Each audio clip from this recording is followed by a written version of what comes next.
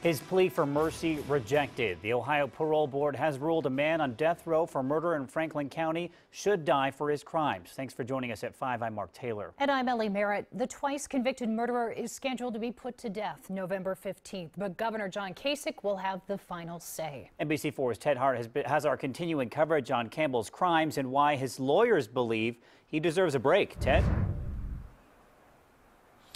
Well, and Mark, a big part of the argument was Alva Campbell's upbringing. He is the product of a violent, dysfunctional, and sexually abusive childhood, and his attorneys had argued that there's a direct link between that and his criminal behavior as an adult. This was Alva Campbell in 1972 after being convicted of his first murder in Cleveland. He was paroled after serving 20 years of a life sentence. A few years later, he was arrested for a series of armed robberies in Columbus, including one at Sally's Market on the west side, during which he was shot. Then, while on his way to a court appearance in April of 1997, he overpowered a sheriff's deputy, took her gun, carjacked and murdered 18-year-old Charles Diles. This was the father of the Cleveland victim after learning about Campbell's escape in Columbus. I would like to personally put a bullet in his head, personally, because the lawyers and the courts won't allow it. Justice got to be done. Campbell was given the death sentence, which is now scheduled for November 15th.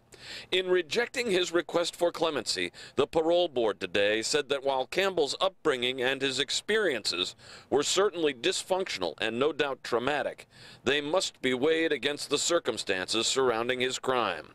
Attorney David Stebbins says Campbell is now terminally ill with chronic diseases. He says he is a sickly and frail old man, something he hopes the governor will consider when he makes the final decision.